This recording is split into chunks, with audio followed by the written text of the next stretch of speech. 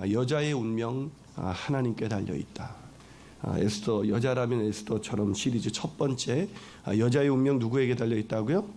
하나님께 달려있다. 여러분 눈치채셨겠지만 오늘 제가 이번 학기에 여러분과 만나면서 정한 주제는 여자라면 힐러리처럼이라는 책에서 본떠온 것입니다. 2004년부터 자기개발서를 출간한 초대형 베스트셀러 저자인 이지성 씨가 쓴 책이죠. 책에서 저자는 여자가 세상의 중심에 우뚝 서는 법을 말하고 있습니다. 그리고 그 모델로 2009년 미 국무장관에 임명된 힐러리 로뎀을 선택한 것입니다. 책은 도도새, 유순하고 적이 없었고 날지 못했기 때문에 결국 멸종될 수밖에 없었던 도도새 이야기로 시작됩니다. 이 저자가 이 이야기를 꺼낸 것은 오늘날의 여성들이 이 멸종된 도도새처럼 그저 유순하고 또한 적도 없고 날지 못하는 꿈이 없는 그런 인생을 살고 있기 때문이라는 암시를 주고 있는 것입니다. 물론 힐러리도 멸종된 도도새처럼 유순하고 날지 못했던 세월이 있었다고 합니다. 그러나 더 이상 아빠에게 유순하게 끌려다녔던 엄마처럼 살지 않겠다고 결심한 순간부터 그녀의 인생은 바뀌기 시작했고 세상의 중심에 우뚝 설 수 있게 되었다는 것입니다. 그러나 성경은 힐러리가 아니 힐러리와는 비교할 수 없는 한 위대한 여성의 이야기를 바로 성경책 한 권으로 묶어서 기록하고 있습니다. 이 여인은 힐러리처럼 세상의 중심에 서 있었을 뿐 아니라 힐러리와는 달리 하나님 나라의 중심에서 위대한 믿음의 여인으로 살았던 것입니다. 여러분 이 여인이 누구라고요? 바로 에스더입니다. 에스더의 뜻이 무슨 말인지 아세요? 바로 별이라는 단어예요. 별. 전 별 할 때마다 제가 이 트라우마가 하나 있는데요. 저는 별을 영어로 발음하기를 굉장히 힘들어합니다. 영어로 별은 뭐라고 말하죠? 예, 벌써 그렇게 발음하는 분이 있어요. 제가 우리 유학을 갔을 때 세은이한테 그 녀석이 초등학교 1학년이었는데 얘가 영어를 좀 하나 싶어서 세은아 너 영어로 별이 뭔지 알아? 그랬더니 대답을 못하는 거예요. 그래서 그것도 모르니 스타야 그랬더니 아니에요 아빠 그러길래 아니 넌 어떻게 별이 스타인 것도 모르니 했더니 아니라는 거예요. 그럼 뭔데? 했더니 스타 그러는 거예요. 아주 막 굴려가지고 제가 아주 발음이 딸리는데 자, 이 에스더의 뜻이 뭐라고요? 스타, 바로 별입니다. 여러분 아니 에스더가 어떻게 스타가 될 수 있었을까요? 여러분 에스더는 부모를 잃은 고아였고 유대인이었습니다. 그런 그녀가 어떻게 당시 세계 초강대국이었던 페르시아의 왕비가 되어서 세상의 중심에 서 있을 수가 있었을까요? 아니 어떻게 몰살당할 뻔했던 자신의 민족을 위기에서 구원함으로 하나님 나라의 중심에 서 있을 수가 있었던 것일까요? 그것은 바로 하나님의 섭리하심이 있었기 때문입니다. 오늘 본문은 바로 그 하나님의 섭리하심이 어떻게 한 여인의 인생 속에서 시작되고 진행되었는지를 보여주고 있는 말씀입니다. 다시 말해서 에스더서의 주제를 한마디로 말하면 하나님이 섭리하신다라는 것입니다. 그러게 우리는 여기서 자녀들과 교회의 리더로 아니 세상의 리더로 살아가고 싶어하는 그런 여성들을 위하여 하나님께서 어떻게 섭리하고 계시는지를 에스더서를 통해서 배울 수가 있는 것입니다. 자 그렇다면 이 놀라운 이야기를 통해서 우리가 얻을 수 있는 첫 번째 교훈은 무엇일까? 에스더서 1장을 통해서 배울 수 있는 우리가 첫 번째 교훈 그것은 하나님의 섭리는 우리의 일상 속에 깃들어져 있다는 것입니다. 하나님의 섭리가 어디에 깃들어져 있다고요? 우리의 일상 속에 깃들어져 있다. 여러분 에스더서는 구약 39권 가운데 17번째 등장하는 책입니다. 이 구약의 역사서를 우리가 성경 파노라마를 공부하신 분들은 아시겠지만 구약의 역사서를 쭉 읽다 보면 맨 마지막에 위치하는 것이 바로 에스더서입니다. 즉 구약 시대의 마지막 시점에 일어났던 일들을 기록하고 있는 것이죠. 그런데 이 에스더서는 다른 성경과는 구별되는 몇 가지 특징을 갖고 있습니다. 첫 번째 특징은 여인이 주인공이라는 거예요. 여자가 주인공이다. 여러분 여자가 주인공인 책이 성경에서 대부분의 그 책의 이름은 남자 이름을 따지 않습니까? 베드로 전후서, 디모데 전후서 뭐 이런 게 대부분 이 남자 이름을 따는데 여자의 이름을 딴 성경이 두 권이 있죠. 뭐죠? 룻기와 에스더입니다. 자, 이 룻기와 에스더서는 약간 차이가 있어요. 룻은 이방인인데 유대인에게 시집을 갔고 에스더는 유대인인데 이방인인 페르시아 왕에게 시집을 갔죠. 그런데 이렇게 그 당시 사회적인 통념으로 볼 때 여자는 굉장히 천대하던 그런 시절이었습니다. 그런 통념에 비추어 볼 때 이것은 여성을 존귀하게 여기시는 하나님의 섭리하심이 아닐 수가 없는 것입니다. 아멘이 안 나오시네요. 이 정도 되면 아멘이 나오셔야 되는데, 자, 이 에스더서라는 이름이 붙여진 것은 하나님의 특별하신 섭리하심 때문이었습니다. 예, 그래도 아멘이 안 나오시는 분은 워낙 눌려 살아서 어떻게 여성이 주인공이 될 수 있나 뭐 이런 마음이 있는 것 같아요. 여러분, 하나님의 감동이 아닌 인간 스스로가 이 책을 그 당시에 기록했다면 누가 여인을 천대하던 시절에 여인의 이름을 따서 성경책, 그것도 정경에 들어가는 성경책 이름을 지을 수가 있었겠습니까? 이 모든 것이 하나님의 섭리하심이죠. 여러분, 지금도 살아가는 여성의 일상 속에서 하나님은 섭리하십니다. 좀 아멘 좀 해보세요. 이게 너무 눌려있는 분들과 이걸 말씀을 나누자니까 제가 막 눌림을 당하는 것 같아요. 여러분, 여성들의 일상 속에서도 하나님은 섭리하십니다. 둘째, 하나님의 이름이 이 에스더서의 두 번째 특징은 하나님의 이름이 한 번도 등장하지 않는다는 거예요. 그래서 교회사에서 보면 이것 때문에 성경의 정경으로 과연 합당한가, 이것이 문제가 되기도 할 정도였습니다. 그러나 영국의 유명한 설교가인 캠벨 몰간은 이 에스더서를 가리켜서 이렇게 말했습니다. 우리는 하나님의 존재를 의식하지 않고서는 에스더서의 한 줄도 계속해서 읽어 내려갈 수가 없다. 무슨 말입니까? 하나님의 이름이 직접적으로 등장하지는 않지만 하나님이 섭리하시는 손길로 가득 차 있는 책, 그것이 바로 에스더서라는 것입니다. 그렇습니다. 에스더서는 하나님의 이름을 드러내지 않지만 그 누구라도 에스더서를 읽다 보면 하나님의 섭리하심을 느낄 수밖에 없는 것입니다. 이 세 번째로 이 에스더서의 특징은 불임절이라는 기원을 설명하고 있는 책입니다. 에스더서 9장 21절과 23절을 한번 같이 읽어볼까요? 자, 화면에 나옵니다. 자, 있습니다. 시작. 한 규례를 세워 해마다 15일을 지키라. 이날에 유대인들이 대적에서 벗어나서 평안함을 얻어 슬픔이 변하여 기쁨이 되고 애통이 변하여 길한 날이 되었으니 이 두 날을 지켜 잔치를 베풀고 즐기며 서로 예물을 주며 가난한 자를 구제하라 하며 유다인이 자기들이 이미 시작한 대로 또한 모르드게가 보낸 글대로 계속하여 행하였으니, 자, 이 푸림절은 한마디로 말하면 우리 민족하고 비유한다면 꽃 같지는 않지만 광복절하고 비슷한 거예요. 다시 말해서 유대인의 대적 하만이라는 사람은 유대인들을 진멸하기 위해서 제비를 뽑아서 죽이려고 했는데 하나님께서 에스더를 통해서 그들의 운명을 바꾸어서 오히려 하만이 죽임을 당하고 이 유대인들, 이스라엘 백성들이 다 살 수 있게 만든 날이 바로 푸림절입니다. 자, 근데 그 일이 어떻게 시작되었습니까? 오늘 본문 1장 4절에서 그것이 어떻게 시작되었는지 나옵니다. 자, 1장 4절 한번 같이 읽어봅니다. 왕이 여러 날 곧 180일 동안에 그의 영화로운 나라의 부함과 위엄의 혁혁함을 나타내리라. 우리 지금 전사님이 아마 새벽을 충격에서 아직 벗어나지 못해서 몽롱하신 것 같아요. 자, 얼마 동안 잔치를 베풀었다고요? 180일 동안. 여러분, 이 잔치를 베푼 왕이 아까 1절에서 읽었지만 아하수에로라는 왕입니다. 이 아하수에로라는 말은 사실은 파로처럼 그냥 왕에게 붙여지는 이름이에요. 칭호와 같은 거예요. 이 아하수에로는 그 고레스 왕, 그 강력했던 고레스 왕보다 훨씬 더 강력한 왕으로 등장합니다. 이 세속 역사가들의 말에 의하면 이 고레스 왕은 120개의 지방을 갖고 있었는데 우리가 아까 1장 1절을 읽어보니까 127개의 지방으로 더 늘려놓은 것만 봐도 이 아하수에로가 얼마나 엄청난 그 권력과 파워를 가진 사람인지를 우리가 쉽게 알 수가 있죠. 근데 이 사람이 그 파워를 자랑하기 위해서 그 옆에 아직 그리스를 정복하기 전이었는데, 물론 나중에 페르시아가 그리스에 의해서 멸망하게 되지만 이 그리스에게 자기의 힘을 과시하기 위해서 그 주변에 있는 식민지의 그 제국에 있는 제후들과 귀족들을 다 불러 모아놓고 무려 180일 동안 이 잔치를 연 거예요. 180일. 여러분, 잔치 180일 동안 해본 적이 있으세요?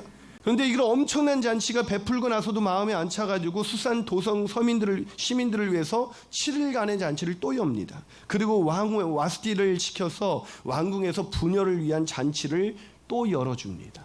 엄청난 거죠. 그러니까 이 아하수에로 왕이 가졌던 권력과 그 힘이 얼마나 엄청난 것인지를 상징적으로 오늘 성경은 말씀하고 있는 거예요. 여러분, 이런 강력한 왕의 힘은 지금의 버락 오바마하고는 비교할 수 없는 그런 엄청난 초강대국의 바로 왕의 힘을 드러내고 있는 것이죠. 근데 왕이 갑자기 주홍이 일어나서 내시 7명에게 왕후 와스티를 연회장으로 나오라고 부릅니다. 이 와스티라는 이 왕후의 이름은 아름답다, 사랑스럽다라는 뜻입니다. 그 당시 아마 와스티는 빼어난 용모를 가지고 있었을 거예요. 아마 미스 페르시아 중에서 이렇게 뽑았을 거예요.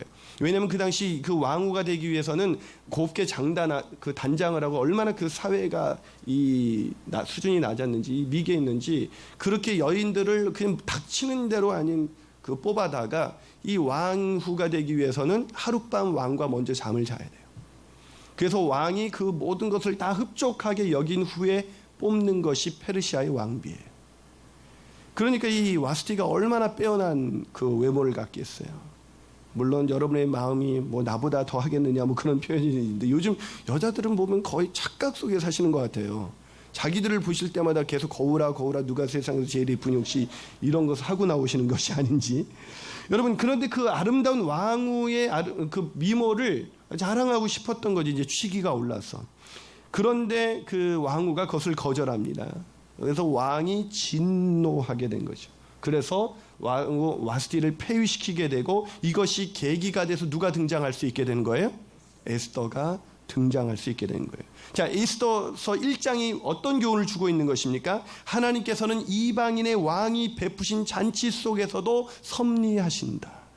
그렇습니다. 하나님의 이름이 드러나지 않는 곳에서 하나님을 무시하는 그런 사람들 속에서도 하나님은 섭리하신다는 것입니다. 사랑 여러분, 그렇다면 하나님께서도 그곳에서도 섭리하신다면 우리가 있는 이곳에서도 섭리하지 않으시겠습니까? 우리가 있는 가정, 우리의 자녀들이 있는 학교, 우리 남편이 있는 그 직장, 거기에 하나님의 이름을 들먹거리는 사람은 아무도 없지만 그 직장과 우리 아이들이 있는 학교에 역사의 주인, 그 학교를 움직이고 계시는 분은 바로 하나님이시다. 이것이 오늘 그 에스더서 1장이 말하고자 하는 첫 번째 교훈인 것입니다. 무슨 말입니까? 우리 일상 속에 항상 하나님의 섭리하심이 있다는 것입니다. 그 섭리하심을 믿으시기를 주님의 이름으로 축복합니다. 한 말 더 나가서 우리가 이 놀라운 이야기를 통해서 얻을 수 있는 두 번째 교훈은 무엇일까요? 그 두 번째 교훈은 하나님의 계획은 결코 실패하지 않는다는 거예요. 여러분, 우리의 가정과 자녀들이 다니는 학교와 학원, 그리고 남편이 다니는 직장에서 하나님이 섭리하신다. 이것을 믿는 게 왜 중요합니까? 그것을 믿을 때 우리는 불안과 염려를 떨쳐버릴 수가 있어요. 어떤 그 분이 그런 얘기를 하더라고요. 신방하는데, 우리 그 아이를 위해서 기도를 한 번이라도 쉬게 되면 불안해서 견딜 수가 없다는 거예요. 여러분, 우리가 하나님의 섭리하심을 믿지 않으면 우리가 지금 학교에 진짜 쫓아가야 되지 않겠습니까? 요즘은 엄마들이 어느 정도냐면 직장까지 쫓아와가지고 우리 아이 잘 부탁한다고, 왜 우리 아이가 이번에 승진해서 누락됐냐고 이런 것까지 물어보신대요.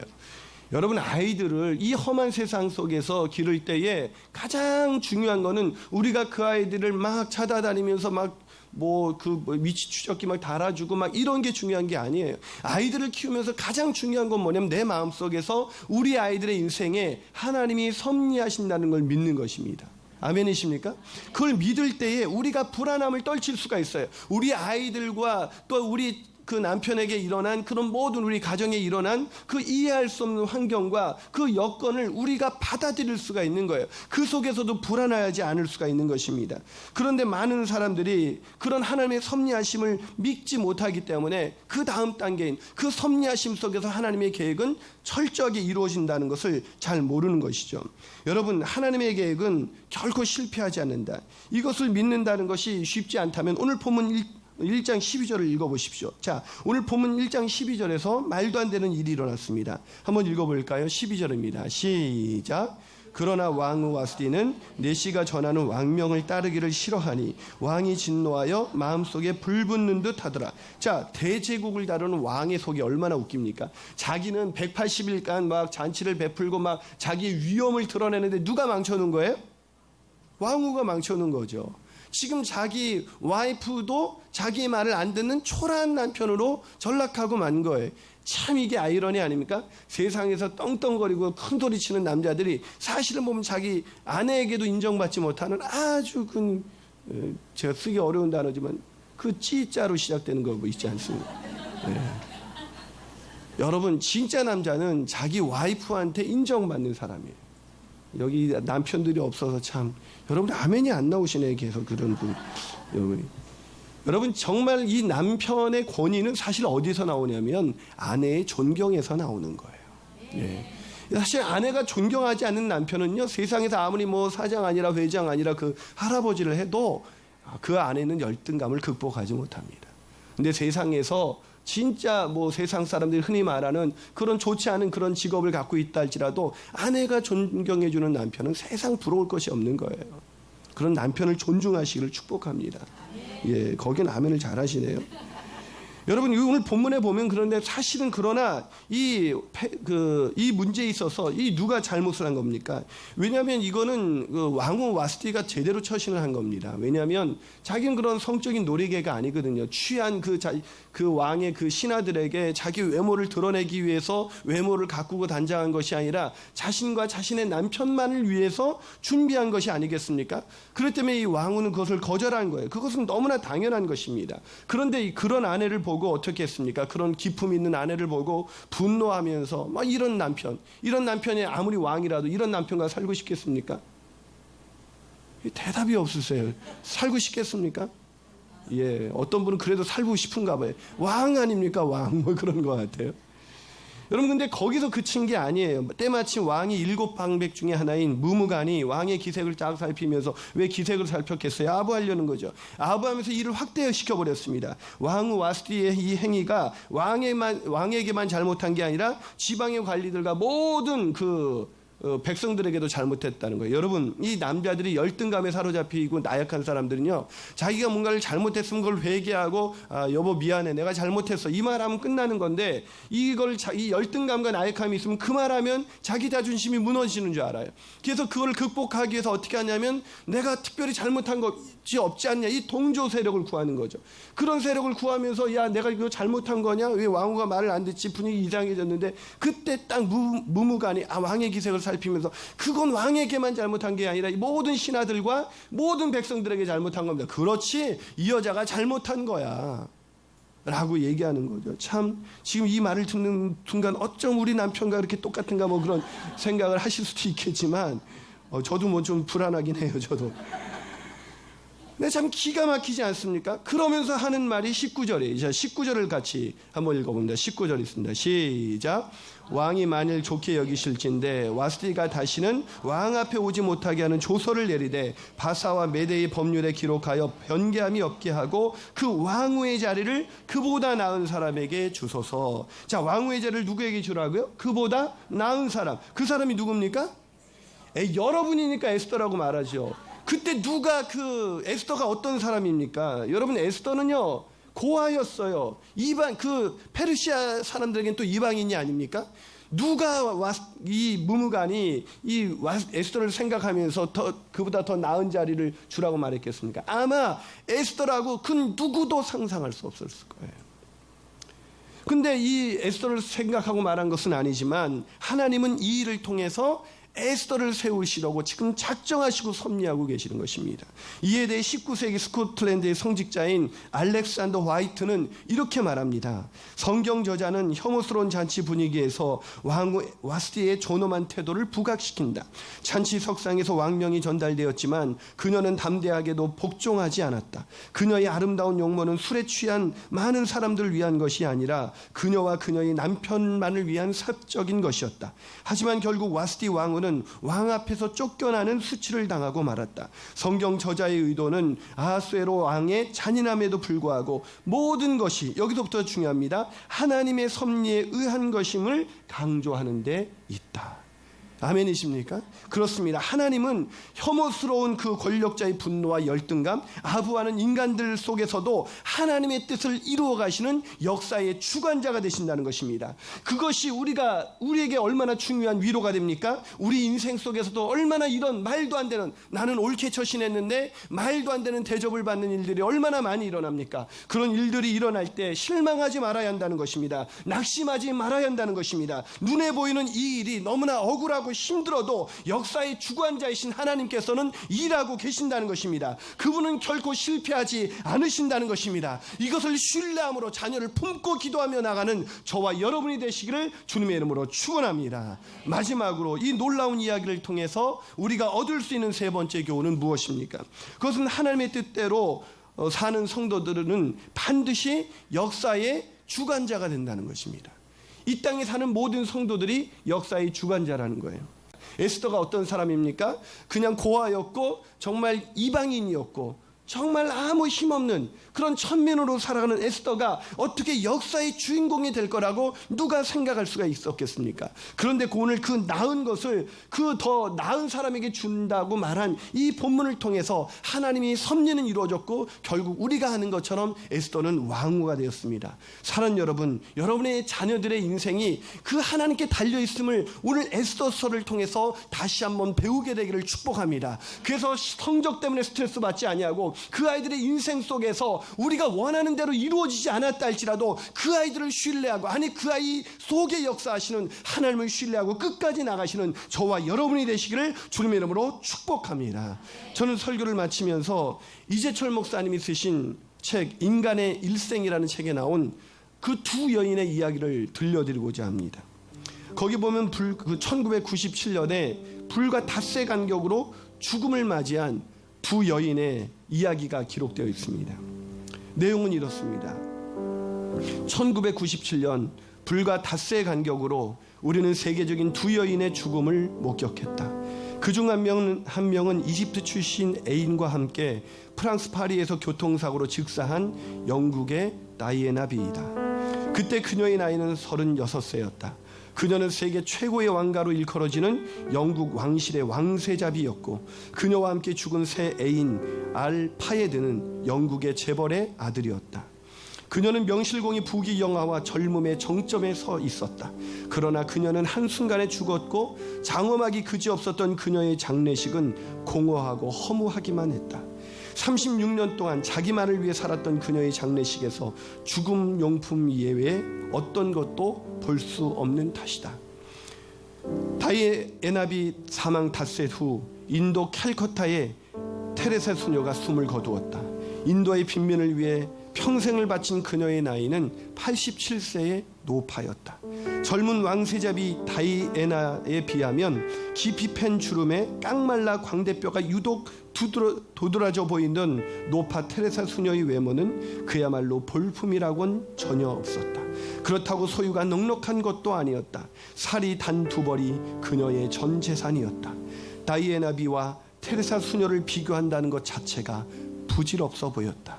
그러나 평생 초라해 보이기만 했던 그 노파의 장례식은 이런 말로 표현할 수 없는 큰 감동을 안겨주었다. 테레사 수녀의 삶 자체가 곧 생명용품이었기 때문이다. 사도 바울이 표현한 것처럼 그녀의 육체는 비록 후패했지만 생명용품이었던 그녀의 삶은 죽어서도 생명을 바라고 있었다. 사랑하는 여러분, 다이애나비는 모든 사람들의 선망의 대상이었지만 화려했던 만큼 허무한 죽음의 마지막 순간을 남겼습니다. 그러나 사람들이 알지 못했던 곳에서 믿음으로 사랑과 봉사를 실천했던 테레사 수녀의 이야기는 지금까지도 수많은 사람들에게 감동을 불러일으키고 있습니다. 사랑하는 여러분, 누가 역사의 주인공입니까? 다 가진 것 같아 보이는 다이애나비가 아니라 모든 여성들의 선망의 대상이었던 다이애나비가 아니라 아무것도 가지지 않은 자, 그러나 그 안에 무엇과도 바꿀 수 없는 주님이 있었던 자, 바로 그녀가 역사의 주인공이었던 것입니다. 오늘 우리는 우리의 자녀들을 어떻게 키우고 있는 것일까요? 같이 기도하시겠습니다.